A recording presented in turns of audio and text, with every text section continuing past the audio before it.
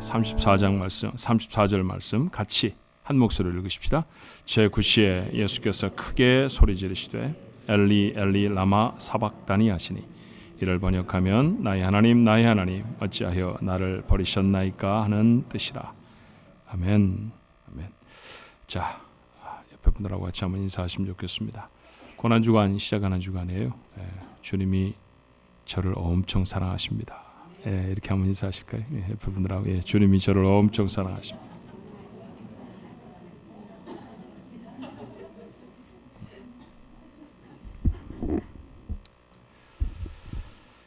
십자가 위에서의 7마디, 그래서 한자말로 가상, 십자가 할 때 가죠. 상, 위에다 그런 말이니까 가상 7원 7개의 말씀.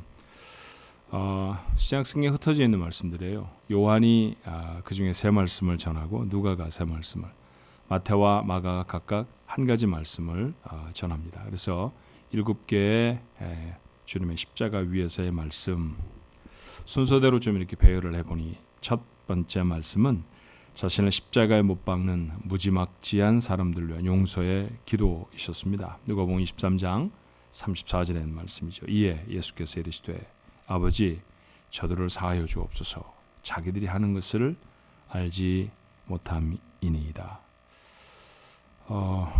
손바닥에 못을 박는 사람을 물끄러미 보면서 그렇게 기도할 수 있을까요? 정말 힘든 기도였을 것 같아요.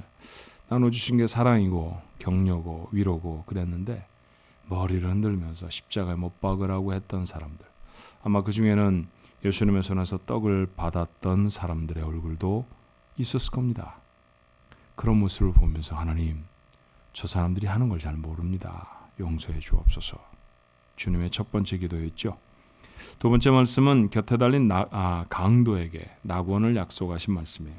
누가가 이 말씀도 전합니다. 43절의 말씀이죠. 예수께서 이르시되 내가 진실로 내게 이르노니 오늘 내가 나와 함께 낙원에 있으리라 하시니라. 십자가, 천국에서 가장 먼 자리입니다. 뒤집어 말하면 십자가, 천국에서 가장 가까운 자리죠. 그 자리에서 낙원에 초대받았던 한 강도의 모습, 우리가 주님의 말씀을 통해 만나죠. 세 번째 말씀은 요한이 전하는 말씀인데요. 사랑하는 어머니를 사랑하는 제자 요한에게 부탁하시는 말씀입니다. 요한복음 19장에 예수께서 자기 어머니와 사랑하시는 제자가 곁에 서 있는 것을 보시고 자기 어머니께 말씀하시되 여자여 보소서 아들이니이다 하시고 또 그 제자에게 이르시되 보라 내 어머니라 하신데 그때부터 그 제자가 자기 집에 모시니라. 자, 이 3마디의 말씀을 마치시고 주님은 3시간 동안 아무 말씀도 하지 않으셨어요. 침묵의 시간이었죠. 해도 빛을 발할 수가 없었습니다. 오직 들려지는 것은 세 사람 처형자의 거친 신음소리밖에 없었습니다. 그러다 3시간 만에 정막을 깨트린 주님의 부르짖음, 엘리 엘리 라마 사박다니라는 말씀이죠. 마가는 이 4번째 주님의 말씀을 주님이 발음하신 그대로 아람어로 적었어요. 그리고 음역해서 사람들이 읽을 수 있도록 했지만 이제 원래는 아람어 발음이죠.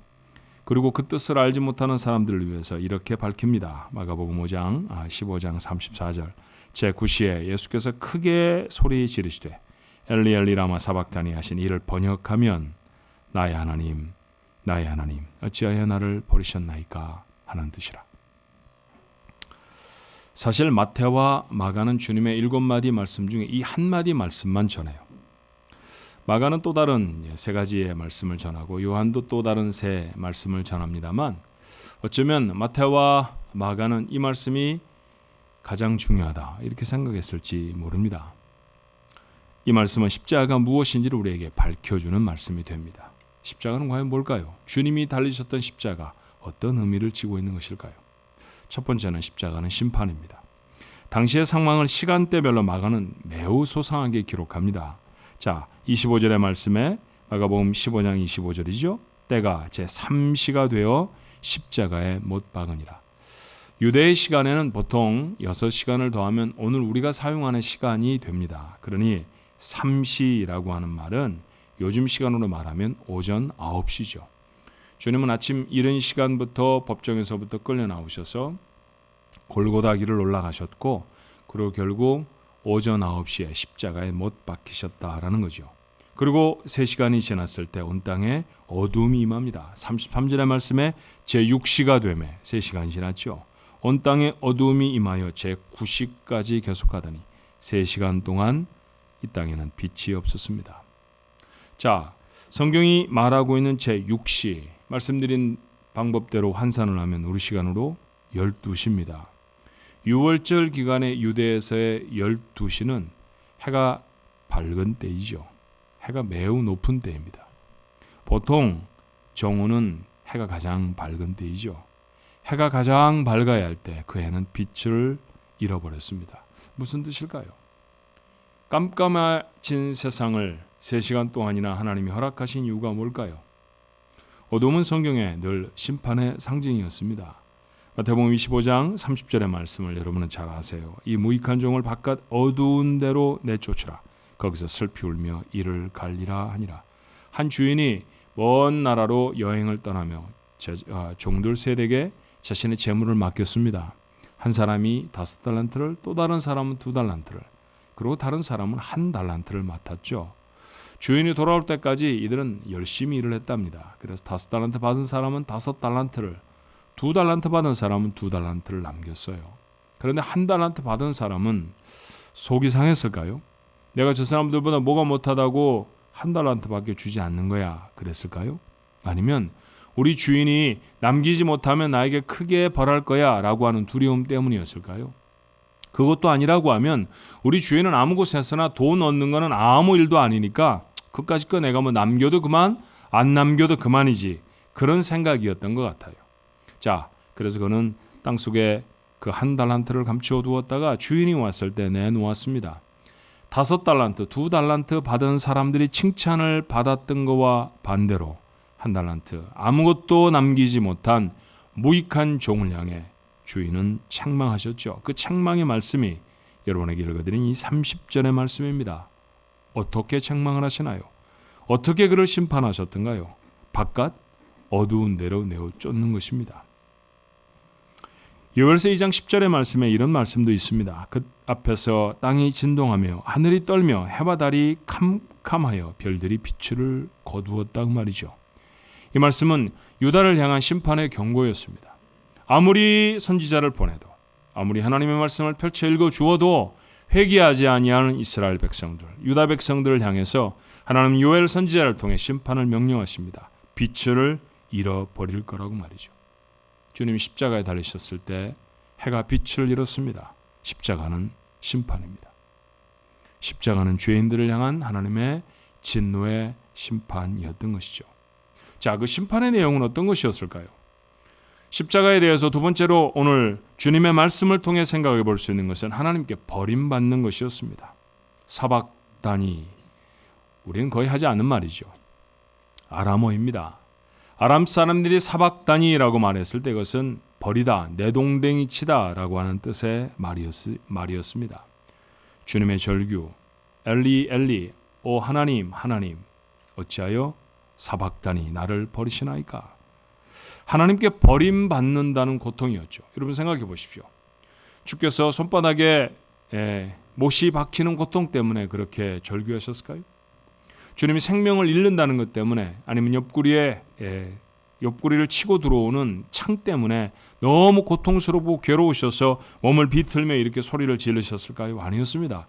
주님을 공포 속에 몰아넣었던 것은, 주님을 두렵게 했던 것은 하나님께 버림받는다는 것이었죠. 하나님께 버림받는다는 것보다 더 큰 고통이 주님께 없었다라는 것입니다. 주님은 신약 성경에서 늘 하나님을 아버지라고 부르셨어요. 단 한 번의 예외를 감안하고서는 모든 부분에서 다 하나님은 예수님의 아버지이셨습니다. 자, 유대인들이 그걸 이렇게 증거해요. 요한복음 5장 18절에 유대인들이 이를 인하여 더욱 예수를 죽이고자 하니 이는 안식일을 범할 뿐만 아니라 하나님을 자기의 친아버지라 하여 자기를 하나님과 동등으로 삼으심이로라. 얼마나 하나님을 아버지 그랬으면 예수님을 소추하던 사람들의 그 소추에 예수님을 심판하려고 하는, 법정에 세우려고 하는 이 사람들의 가장 중요한 이유 중에 하나가 하나님 보러 아버지라고 한다라는 것이었다라는 것이죠. 그래요. 늘 하나님은 그에게 아버지셨습니다. 그런데 십자가에서 자비를 베푸시고 사랑을 베푸시고 보호하시고 인도하시고 함께 하시는 아버지 없습니다. 심판하시는 하나님만 있습니다. 그래서 꼭 한번 신약 성경의 주님은 하나님을 그저 하나님 엘리라고 부릅니다. 그것이 오늘 본문의 말씀이죠. 이 말씀을 통해 주께서 우리에게 가르치시는 바가 있다고 생각이 들었어요. 인생에 안고 가는 최대의 문제가 뭘까요? 주님은 무엇 때문에 고통스러우십니까? 죽는 것 때문에 괴로우신가요? 부활하실 걸 모르셨을까요? 그런데도 그 자리가 고통스럽고 피하고 싶으셨던 까닭이 무엇이었겠습니까? 하나님께 버림받는 자리이기 때문입니다. 인생 최대의 문제가 무엇이라고 주님은 가르치시나요? 하나님께 버림을 받는 것입니다. 지옥은 어디입니까? 하나님이 계시지 않는 곳입니다. 지옥은 불이 펄펄 끓고 온갖 짐승이 다 나에게 달라붙고 고통스럽게 지나도 죽지 않는 것, 이런 괴로움으로만 연상하지만 천국의 가장 분명한 표현은 하나님이 계시지 않는 곳입니다. 하나님이 계시지 않는 곳이라고 하면 이 세상에서 호의호식을 하고 잘 먹고 잘 살고 마치 내일 일어나도 또 다시 살아갈 것 같아도 그곳은 지옥입니다. 그러니 인생에 있어서 가장 시급한 문제는 뭘까요? 가장 급한 문제, 가장 먼저 해결해야 할 문제, 가장 촌각을 다투어서 풀어야 할 문제가 뭘까요? 하나님을 다시 찾는 일입니다. 우리는 병이 드는 걸 두려워합니다. 내 몸에 무슨 병이 있을까 염려돼서 의사를 찾아가지 못하는 분들도 많죠. 돈이 없는 것 두렵지 않으세요? 직장을 잃어버리는 것 두려운 일입니다. 사람들이 나를 어떻게 생각할까? 사람들이 나에게 함께해 주지 않으면 어떻게 할까? 다시 말하면 내가 사람을 잃어버리면 어떻게 할까? 라고 하는 것에 두려움이 있습니다. 여러분에게 묻고 싶습니다. 하나님을 잃어버리는 것은 어떻습니까? 거의 생각도 하지 않고 살지 않습니까? 하나님은 있어도 그만? 없어도 그만이에요. 하나님은 잃어버려도 조금도 두렵지 않습니다. 하나님을 아버지로 모시고 함께 살아가는 사람의 모습은 그가 안고 살아가는 삶에 대한 태도도 그가 함께 모시고 사는 하나님에 대한 태도도 달라집니다. 어떻게 하나님을 아버지로 모시고 살면서 거짓을 행할 수가 있을까요? 하나님을 아버지로 갖는 자는 세상의 다른 것들을 더 가지려고 욕심에 사로잡히지 않습니다. 아버지 손을 붙잡고 다니는 아이가 은행 예금이 얼마나 있는지에 대해 걱정하는 법이 없잖아요. 아버지가 하나님이 되신 분, 음란의 자리에 서지 않습니다. 거친 폭행자로 세상을 살지 않습니다. 못된 짓을 하고 싶은 아이, 비행 청소년 그런 거 있잖아요. 못된 짓을 열심히 하는데 최대의 걸림돌은 뭘까요? 여러분의 상상력을 동원해 보십시오. 이 아이가 계속 못된 짓을 하고 싶습니다. 학교 안 가고 싶고요. 돌아다니면서 사람들을 괴롭히고 싶어하고 그렇게 못된 짓을 열심히 하고 싶어요. 너무너무 재밌습니다. 그런데 딱 한 가지, 이게 문제입니다. 이게 뭘까요? 엄마 아빠가 문제예요. 그렇죠? 집으로 돌아가야 합니다. 엄마 아빠가 늘 뭐라고 그럽니다. 하지 말라고 합니다. 엄마 아빠만 아니면 마음대로 살 것 같습니다. 마음대로 자기 하고 싶은 거 얼마든지 하며 살 수 있을 것 같습니다. 그래서 이 아이들의 선택하는 방법은 뭐죠? 엄마 아빠를 떠납니다. 그런데 여러분 정확하게 말씀해 보십시오. 이 아이가 엄마 아빠를 떠나는 겁니까? 아닙니다. 이 아이는 엄마 아빠를 잃어버리는 것입니다. 그렇게 못된 짓 하고자 엄마 아빠를 떠나버린 아이의 인생이 참 좋아진 사람, 나는 한 사람도 모릅니다. 여러분 혹시 아십니까? 그렇게 엄마 아빠를 못된 짓 하려고 떠났는데도 잘 되었다고 하면 아마 창조 이래로 가장 큰 기적 중에 하나일 겁니다. 성경에도 그런 사람이 있죠. 아버지 집에서 잘 자라던 둘째 아들이었습니다. 그런데 하고 싶은 거 잘 못합니다. 술도 마음껏 먹고 싶고 여자도 마음껏 만나고 싶은데 아버지 눈이 부담스러워서 못합니다. 오늘 아버지에게 말하죠. 아버지, 돌아가시면 어차피 재산 반은 내 거 아닙니까? 미리 좀 주십시오. 미리 받아서 그 재산 가지고 될 수 있는 대로 아버지에게서 멀리 갔습니다. 야, 행복했겠죠? 하고 싶은 거 마음대로 하는 거 아닙니까? 마음껏 마시고 마음껏 살고 아무 때나 일어나고 아무 때나 잡니다. 아무 곳에서나 잤습니다. 어떻게 됐나요? 그래서 행복해졌습니까? 거지가 되어버렸습니다. 이건 거지라고 말하지 않고 거지 이렇게 말해야 됩니다. 사실은 설교가 아니면 뒤에다가 두 글자 더 붙이고 싶은데 여러분이 하십시오. 거지 뭐 이렇게 하는 말 있잖아요. 그렇게 되어버렸습니다. 얼마나 부끄러운 일일까요? 돼지밭을 전전하면서 먹고 살아야 했습니다. 아버지를 잃어버린 대가였습니다. 아버지를 떠나온 줄 알았는데, 자기 멋대로 살아갈 줄 알았는데, 그렇게 살면 기가 막히게 재미있을 줄 알았는데 형편없이 구겨진 인생이 되고 맙니다. 아버지 집으로 돌아오지요. 돌아오면 그는 뭐라고 말할까요? 나는 이미 아버지는 없어. 아버지를 떠났을 때, 내가 이 꼴로 돌아가서 다시 아버지를 뵐 때 어떻게 아버지가 나를 아들로 받아주시겠어? 그래서 마음에 작정을 합니다. 주인님, 그래야지. 축을 낸 재산이 얼마며 아프게 한 마음이 얼마나 큰데 내가 어떻게 아버지라고 할 수 있나? 그러고 돌아와 종처럼 살려고 했습니다. 그런데 말도 꺼내기 전에 아버지가 달려와 끌어안고 입을 맞춰주셨어요. 아들이었습니다. 아들로 받아들여졌습니다. 자, 이 사람이 나중에 아버지가 됐을 거예요. 나이가 많이 먹었을 것입니다. 자기 인생에 일어난 가장 큰 사건, 가장 놀라운 은혜의 사건이 무엇이라고 말했을까요? 멋진 옷을 입었던 시절이라고 말했을까요? 잠깐 일탈이었지만 먼 나라로 가서 친구들과 허랑방탕했던 그 달콤했던 시간이라고 말했을까요? 아닙니다. 다시 돌아와 아버지를 찾았던 사건, 그게 자기 인생의 가장 중요한 사건이라고 말하지 않았을까요? 여러분의 인생에서는 무엇이 가장 큰 사건입니까? 여러분이 살아가면서 가장 시급하고 가장 중요한 문제로 인식하는 것은 무엇입니까? 잃어버린 아버지를 찾는 것입니다. 그 아버지께로 돌아오는 것이고 아들로 딸로 받아들여지는 것, 이것보다 더 큰 사건이 우리의 삶에 없습니다. 근데 여러분 아세요? 죄를 지을 때마다 우리는 슬그머니 아버지의 손을 놓아버립니다. 아버지 손을 붙잡고서는 할 수 없는 일이 죄거든요. 그래서 죄를 지려고 하면 필연코 아버지의 손을 놓아야 합니다. 너무너무 놓고 싶어요. 왜? 세상이 즐겁고 재미있으니까요. 돌아온 탕자가 여전히 술이 그럽고 여전히 그곳에서 허랑방탕하던 친구들이 전전했던 여인의 품이 그리웠다고 하면 이거 아들 아닙니다. 아직 정신 못 차린 사람이고요. 아직은 아들이 누릴 수 있는 복을 다 누릴 수 있는 사람이 아니라는 거죠. 주님의 십자가의 절규를 통해 확인할 수 있어야 합니다. 주님조차 두려웠던 것, 아버지로부터 버림받는 것입니다. 아버지를 떠나는 것, 이것이 얼마나 두려운 일이며 얼마나 엄청난 권세를 잃어버리는 것인 줄로 알면 그러지 않을 수 있습니다. 생각해 보십시오. 예수님의 손, 예수님의 발, 천지를 만드시던 손이었죠. 물을 딛고 서시던 발이었습니다.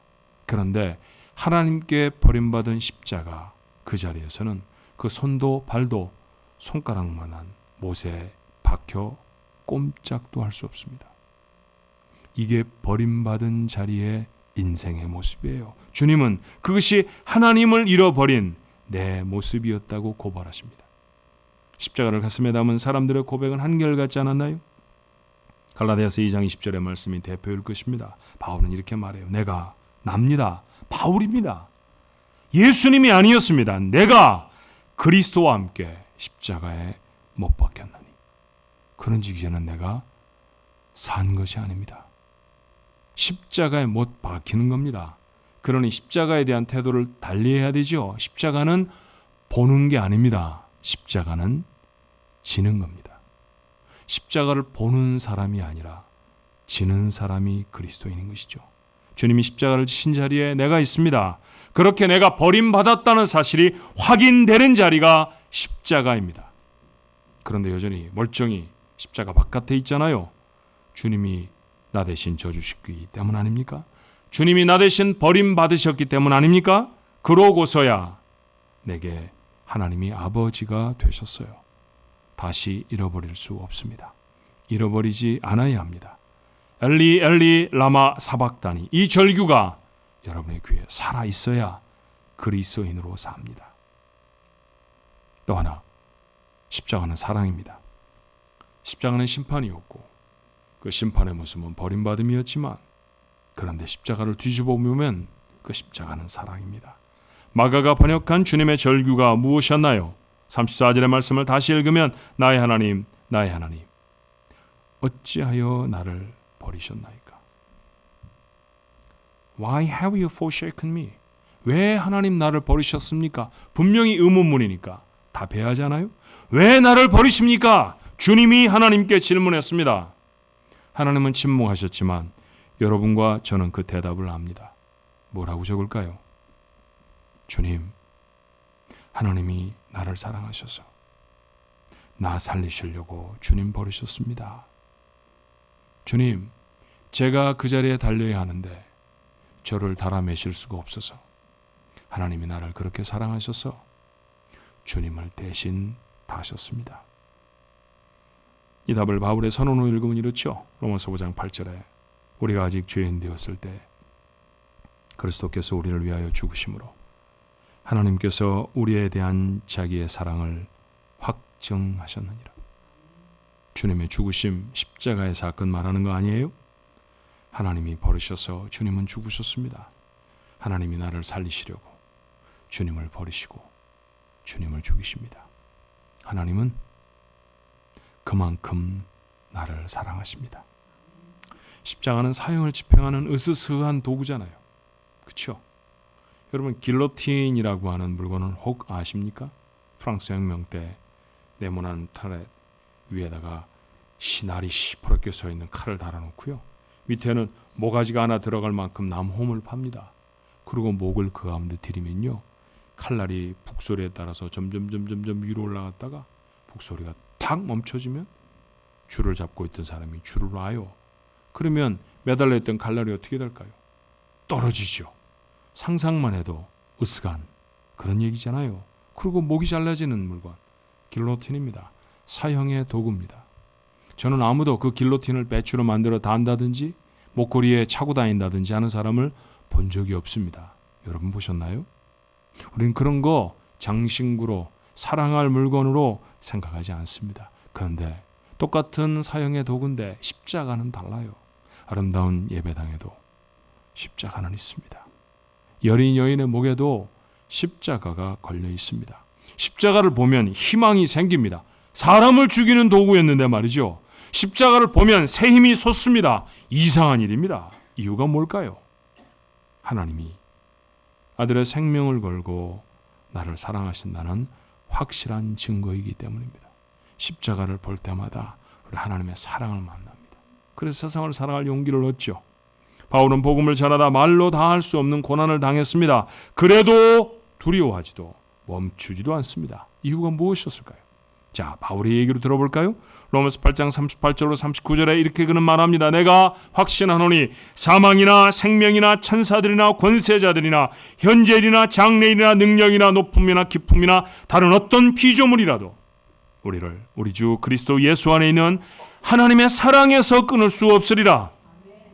아무리 어려워도, 아무리 많은 사람이 자기를 대적해 일어서도, 하늘의 천사가 내려와 자기를 막는다 해도, 세상의 권세자들이 칼을 목에 겨누어 댄다 해도 하나님의 사랑을 끊어낼 수 있는 사람은 없다는 거죠.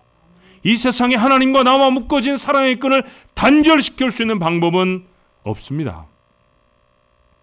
그래서 담대한 거예요. 감옥에 갇혀도 두렵지 않았던 까닭이 거기에 있습니다.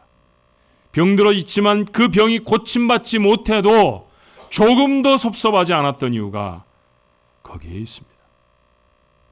나를 향한 하나님의 사랑을 포기시킬 것이 없다. 이 사실을 깨닫는 자가 세상을 이깁니다. 베드로에게도, 지금 우리가 읽고 있는 이 본문 마가복음을 적고 있는 마가에게도 그렇게 적어져서 초대교회에 보내져 읽혀졌던 초대교회 성도들에게도 이 확신이 있었죠. 그래서 그들은 가난해지는 것이, 사람에게서 버림받는 것이, 죽는 것이 무섭지를 않았습니다. 그래서 그들은 찬송할 때마다 감격이 넘쳤고요, 예배할 때마다 눈물을 흘렸습니다. 하나님이 자기를 얼마나 사랑하신 줄 알기 때문에 입으로 기도의 형태를 빌려 하나님 앞에 말하면 될 줄로 믿어졌습니다. 이게 신자의 삶입니다. 여러분과 제게는 다릅니까? 아닙니다. 그럴 수 없습니다. 우리도 하나님의 사랑 때문에 세상을 살 용기를 갖습니다. 십자가, 그보다 참혹한 형틀이 없죠. 아들을, 친히 하나님이신 주님을 매달았습니다. 세상에 하나밖에 없는 그 아들을 십자가에 다는 것, 이게 얼마나 참혹한 일입니까? 세상에 하나님을 박아놓을 못은 어디 있겠으며 하나님을 달아 매놓을 나무는 어디에 있겠습니까? 그런데 골고다의 십자가에 주님이 달리셨습니다. 내려오실 수 없어서 매달려 계셨던 게 아니었습니다. 나 때문에 그곳에서 버림받으시고 나 때문에 그곳에서 생명을 내려놓으십니다. 그렇게 생명을 걸고 주님은 여러분과 저를 사랑하십니다. 우리는 그 사랑 때문에 오늘도 예배하고요, 내일도 살 것입니다. 그러니 십자가 무엇입니까? 여러분과 제가 세상을 살아갈 능력입니다. 고난주간 어느 때보다 십자가를 많이 묵상하잖아요. 그래요, 십자가로 삽니다. 돈으로 사는 것 아닙니다. 약 먹고 챙긴 건강으로 사는 건 아닙니다. 도와줄 사람들 많으면 살아가는 거 아닙니다. 우리는 십자가로 삽니다. 십자가에서 제 죄가 사해졌고요, 십자가를 통해 하나님이 나를 사랑하신다고 고백하십니다. 그것 붙들고 사는 인생, 여러분과 제 인생이 됐으면 좋겠습니다. 그건 마음에 담는 고난의 한 주간 되시기를 주님의 이름으로 축원합니다. 십자가 묵상하며 한번 찬송했으면 좋겠는데요, 제가 준비한 찬송은 다른 것이었지만 찬양팀의 찬양을 들으면서 참 마음의 은혜가 됐어요. 여러분 자리에서 다 같이 일어나셔서 약할 때 강함 되시네, 나의 보배가 되신 주 나의 모든 것. 2절이 십자가입니다. 십자가 죄사하셨네, 주님의 이름 찬양해, 주 나의 모든 것. 쓰러진 나를 세우고 나의 빈잔을 채우네, 주 나의 모든 것. 여러분의 믿음의 고백이 됐으면 좋겠습니다. 같이 찬양합니다.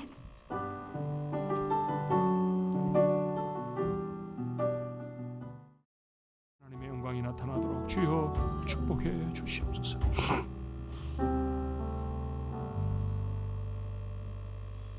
엘리 라마 사박다니, 이건 주님이 하실 수 있는 말씀이 아니셨습니다. 우리가 했어야 하는 이야기였습니다. 나의 하나님, 나의 하나님, 어찌하여 나를 버리시나이까? 하나님은 아무 대답도 안 하십니다. 어쩌면 이렇게 말씀하시는 것 같습니다. 너희들 알지? 너희들이 내 아들 예수의 이 질문에 대답해라. 우리가 하나님 대답합니다. 하나님이 나를 사랑하셔서 아들을 십자가에 못 박으셨습니다. 하나님이 나를 너무 사랑하셔서 자기에게 있는 가장 소중한 것 아끼지 않으셨습니다. 하나님이 나를 그렇게 사랑하십니다. 그러니 하나님, 우리도 하나님보다 더 사랑하는 것이 없게 하옵소서. 하나님 사랑하며 살아가는 인생이 되게 해 주옵소서. 우리의 잔은 얼마나 많이 비워집니까? 우리의 걸어가는 길들은 얼마나 많이 고단합니까? 우리 앞에 불뚝불뚝 일어서는 대적들은 얼마나 많습니까? 예기치 못한 사건과 문제들은 하나님 우리를 얼마나 두렵게 합니까? 그런데 두려워하지 않았던 사람이 있습니다. 십자가를 심장에 새겨넣었던 사람들입니다. 바울이 그랬고 초대교회 성도들이 그랬습니다. 우리가 그래야 할 줄로 믿습니다. 사랑하는 성도들, 오늘 시간에 예배하는 저희들 십자가를 눈으로 보는 자들 아니게 하옵소서. 십자가를 지고 가는 자들 되게 하시고 십자가를 가슴에 새기는 자들 되게 하셔서 어렵고 힘든 세상이지만 그러나 하나님 나를 사랑하신다는 그 믿음으로 승리할 수 있는 우리들 되게 해 주옵소서. 죄가 우리를 얼마나 삼키려고 합니까? 아버지 하나님, 말씀이 이러셨으니까 마지못해 하는 것이 아니라 하나님 사랑하는데 어떻게 죄 질 수 있습니까? 하나님이 우리를 그렇게 사랑하시는데 어떻게 우리가 어떻게 우리가 하나님의 손을 놓아버릴 수 있습니까? 그럴 수 없습니다. 그 믿음의 결단으로 거룩을 이루며 살아갈 수 있는 우리 식구들 되게 해 주옵소서. 고난주간을 시작합니다. 그저 밥 몇 대 굶고 좋아하는 것 좀 안 하고 하는 것, 그것으로 지나지 않게 하옵소서. 십자가를 마음에 깊이 담게 하시고 주님의 주신 은혜를 다시 한번 생각하게 하시고 하나님이 그렇게 사랑하셨던 사실을 깨달아 우리도 생명 걸고 하나님을 사랑하는 다짐을 하는 복된 시간이 되도록 인도해 주옵소서. 이 사랑과 이 은혜에 감사하여서 하나님 앞에 오늘도 귀한 예물 드립니다. 너무 적은 것입니다. 하나님 아무것도 아닌 것입니다. 하나님 돈이 없어 우리에게 가져오라 하셨겠습니까? 그런데 우리가 드릴 것이 이것밖에 없어서 하나님 앞에 드립니다. 아니, 드려진 건 이것이지만 우리의 삶 전체를 이곳에 담습니다. 11조 예물도 감사한 금도 우리에게 맡기신 사명을 감당하기 위해 드려진 선교원금이나 여러 가지 예물들도 하나님 우리의 전 존재를 다 담아 하나님 앞에 드렸사오니 주님 받으시옵시고 세상을 살아가며 돈이 하나님이 되거나 세상의 즐거움이 하나님이 되는 그런 이상한 인생으로 살아가지 아니하는 저희들의 믿음이 되게 해 주옵소서. 하나님 앞에 드렸사오니 주여 저들의 인생 속에 하나님이 허락하시는 놀라운 복이 있게 하옵소서. 감사의 헌금들을 하나님 앞에 드렸습니다. 신방을 받고 감사하여 하나님 앞에 드렸사오니 사랑하는 종에게 맡기신 귀한 기업이 아버지 하나님 어려운 문제를 잘 이겨내서 하나님 앞에 영광을 더 크게 돌리는 기업으로 번창할 수 있게 축복하옵소서. 아들에게 새 직장을 주시니 감사해서 하나님 앞에 귀한 예물을 드립니다. 주님 그곳에 좋은 동료들 만나게 하시고 기도하며 하나님의 뜻을 이루어 나가는 복된 아들이 되게 해 주옵소서. 여러 가지 명목을 지어서 기도를 담아서 하나님 앞에 드려진 예물들마다 우리 하나님 기억하시고 하나님의 뜻대로 쓰여질 때 주님 드려진 사람들은 칭찬을 얻게 하시고 하나님의 교회에 능력이 있게 하옵소서. 예수님의 이름으로 기도하옵나이다. 아멘. 이제는 우리를 너무 사랑하셔서 하늘에 있는 보좌도 그것도 다 포기해 버리시고 세상에 오셔서 오르지 않으셔야 할 십자가 올라서 자신의 살과 피를 아낌없이 나누어 주신 우리 주 예수 그리스도의 은혜와 하나밖에 없는 아들도 버리시며 우리를 찾으시고 취하신 우리 아버지 하나님의 말로 다 표현할 수 없는 사랑하심과 놀라운 비밀들을 깨닫게 하셔서 우리의 마음에 감동이 있게 하시고 하나님을 사랑하게 하시며 그 믿음으로 세상을 살아가도록 우리의 안에 함께 하시는 또 우리에게 충만하시는 성령의 역사가 오늘 주의 십자가를 마음에 담는 하나님의 사람들 가운데 영원토록 함께 계실지어다. 아멘.